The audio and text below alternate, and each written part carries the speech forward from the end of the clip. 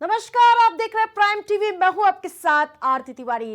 देश में एक के बाद एक चुनाव होते रहते हैं, कभी कहीं तो कभी कहीं। यूं तो हर चुनाव में सियासतदानों के बीच जबरदस्त जंग देखने को मिलती है, लेकिन इस बार सियासत की ऐसी जंग छिड़ी है जिसकी चर्चाएं पूरे प्रदेश में है। जी हां, वो प्रदेश यूपी, और आमने सामने है सीएम योगी और अखिलेश यादव। जी हां, देखें रिपोर्ट। ये चुनाव सबसे बड़ा चुनाव है। ये चुनाव है ताकत का, ये चुनाव है राजनीतिक समझ का, ये चुनाव है एक बार फिर से खुद को साबित करने का। ये चुनाव है योगी और अखिलेश की अग्नि परीक्षा का। खुद सपा सुप्रीमो अखिलेश यादव कह रहे हैं कि ये उपचुनाव देश के इतिहास में सबसे बड़ा उपचुनाव है। मिल्कीपुर में कोई व्यक्ति नहीं, पीडीए का प्रतिनिधि लड़ रहा है। मिल्कीपुर उपचुनाव देश के उपचुनाव के इतिहास का सबसे बड़ा चुनाव होगा। इसलिए हम चाहते हैं कि दुनिया भर के जो जर्नलिस्ट हैं वो इस चुनाव को देखने, समझने और कवर करने आए। इस चुनाव की केस स्टडी करने के लिए हम दुनिया के बड़े विद्वानों को आमंत्रित करते हैं। हम चाहते हैं कि उत्तर प्रदेश की सरकार इस उपचुनाव को पारदर्शी चुनाव का उदाहरण बनाए और वो भी सबको आमंत्रित करे। मिल्कीपुर का चुनाव पीडीए बनाम भाजपा के भ्रष्ट तंत्र के बीच मुकाबला है। ये शब्द हैं अखिलेश यादव के। बयानबाजी को अगर किनारे कर दे तो सच में ये चुनाव साख का सवाल बन चुका है। भाजपा हो या फिर सपा, दोनों ही पार्टियां एड़ी चोटी का जोर लगाकर इस चुनाव को जीतना चाह रही हैं। सपा ने एक बार फिर से अवधेश प्रसाद पर ही भरोसा जताया है।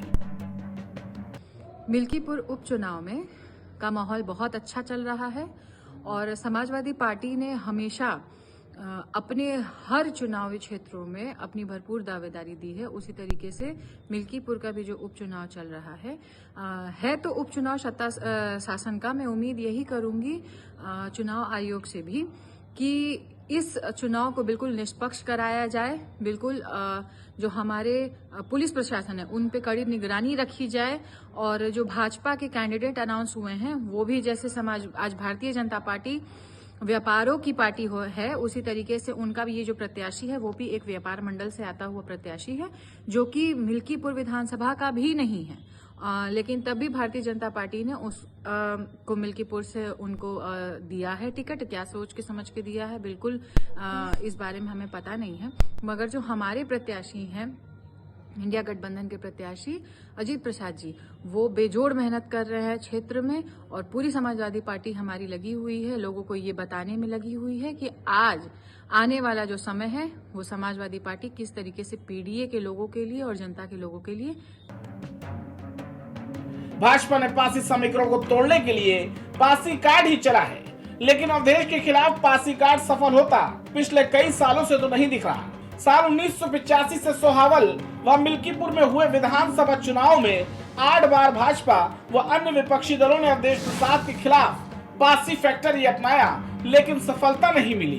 भाजपा से लेकर अन्य विपक्षी दल कई बार यह नीति अपना चुके हैं, लेकिन 1985 से विपक्ष और भाजपा अवधेश के खिलाफ पासी फैक्टर आजमा कर फेल हो चुके हैं। कुल मिलाकर अवधेश प्रसाद के खिलाफ पासी कार्ड किसी भी पार्टी का कामयाब नहीं हो पाया। मिल्कीपुर विधानसभा क्षेत्र में तीसरी बार उपचुनाव होने जा रहे हैं। इस उपचुनाव में 26 साल बाद सपा और भाजपा में ऐसी जंग देखने को मिल रही है। यहाँ पर पहला उपचुनाव 1998 में हुआ था। 1998 में सपा भाजपा के बीच टक्कर हुई थी और समाजवादी पार्टी की जीत हुई थी। दूसरा 6 साल बाद यानी कि 2004 में हुआ था। वहीं तीसरा उपचुनाव 20 साल बाद यानी 5 फरवरी को होने जा रहा है। 2012 में मिल्कीपुर सीट को सुरक्षित सीट बनाया गया, जिसके बाद अवधेश प्रसाद वहां से चुनाव लड़े और बीजेपी ने वहां पर रामू प्रियदर्शी को चुनाव मैदान में उतारा, जिसके बाद उनको हार का सामना देखना पड़ा। वहीं अगर 2017 की बात करें तो 2017 में बीजेपी ने पासी समाज के ही गोरखनाथ बाबा को वहां से चुनाव लड़ाया और गोरखनाथ बाबा चुनाव जीते। लेकिन 2022 में एक बार फिर से वहां पे बीजेपी को हार का सामना देखना पड़ा। लेकिन अगर बात करें 2024 की तो 2024 में बीजेपी को हार का मुंह देखना पड़ा और वहां से अवधेश प्रसाद वहां पर सांसद चुने गए, जबकि बीजेपी राम मंदिर का भव्य निर्माण करवाया। उसके बावजूद भी बीजेपी को हार का मुंह देखना पड़ा, हार का सामना करना पड़ा। इसको लेकर समाजवादी पार्टी काफ़ी उत्साहित नजर आ रही है, लेकिन जिस तरीके से जिलाध्यक्ष पारसनाथ यादव ने कहा कि समाजवादी पार्टी बिल्कुल हर धर्म का यहाँ पर वोट पा रही है, लेकिन बीजेपी जो है हर धर्म को यहाँ पर बहकाने और बरगलाने का काम करती है, जिसकी वजह से समाजवादी पार्टी यहाँ पर जीत दर्ज करने में कामयाब होगी। ये लड़ाई भाजपा और समाजवादी पार्टी दोनों के लिए साख का सवाल बन चुकी है।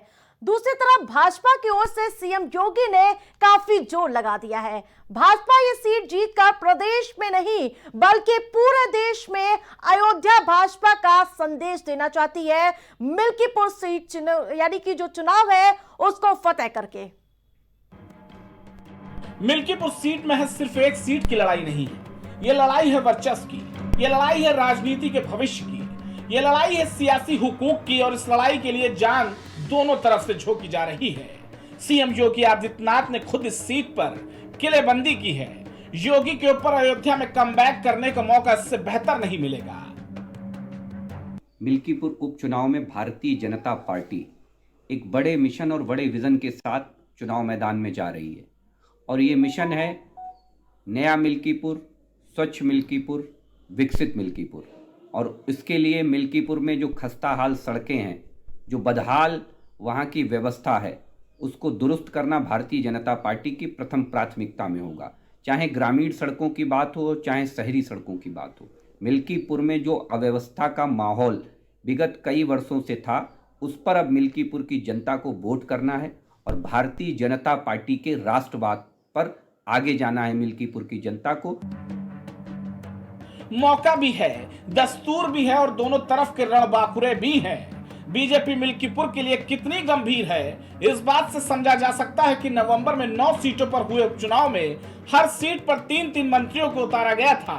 वहीं मिल्कीपुर के लिए बीजेपी ने 5 मंत्रियों को उतारकर इस चुनाव को साख का चुनाव बना लिया है। उपचुनाव में उतारी थी मंत्रियों की फौज, हर सीट पर उतरे थे 3-3 मंत्री। मिल्कीपुर में पूरे 5 मंत्रियों की भाजपा ने फौज उतारी है। सुर प्रताप शाही बनाए गए हैं प्रभारी मंत्री। खुद सीएम योगी आदित्यनाथ भी जी जान से जुटे हुए नजर आ रहे हैं। मिल्कीपुर विधानसभा उपचुनाव में जिस हिसाब से जो है गणित चल रहा है, उस हिसाब से जो है देखिए सरकार का जो है चुनाव होता है, जो भी सिटिंग सरकार होती है उसी के जो है विधायक जीतते हैं। जैसा कि पिछले जो है 9 इलेक्शन में देखा गया है, सारे जो है उसमें भारतीय जनता पार्टी के लोग जीते हैं। उसमें 2 समाजवादी पार्टी के हैं और एक जो है रालोद का है। जिस हिसाब से समीकरण वहाँ बनाया जा रहा है, जो कुछ जो है सरकार के जो है नुमाइंदे, जो दरोगा नुमाइंदे हैं, वो जिस हिसाब से जो है समाजवादी पार्टी के जो है कार्यकर्ताओं पर जो है जास्ती कर रही हैं, उसी हिसाब से जो है इस चुनाव का परिणाम यही होगा कि जो है मिल्कीपुर विधानसभा भारतीय जनता पार्टी योगी की सरकार ही जीतेगी। फिलहाल देखना यह होगा कि इस सीट पर कौन जीत का स्वाद चखता है। क्या अखिलेश का पीडीएम मंत्र काम आएगा या फिर योगी की किलेबंदी रंग दिखाएगी? इसका पता आने वाली 8 फरवरी को ही लगेगा। Political desk, prime TV. Milkipur seat पर पासी समीकरण कितना असरदार होगा ये देखने वाली बात होगी, क्योंकि अखिलेश वर्सेस योगी की ये लड़ाई कितनी कारगर साबित होगी सीट पर, ये देखने वाली बात होगी। हमारी खास रिपोर्ट में फिलहाल इतना ही। देखते रहे प्राइम टीवी।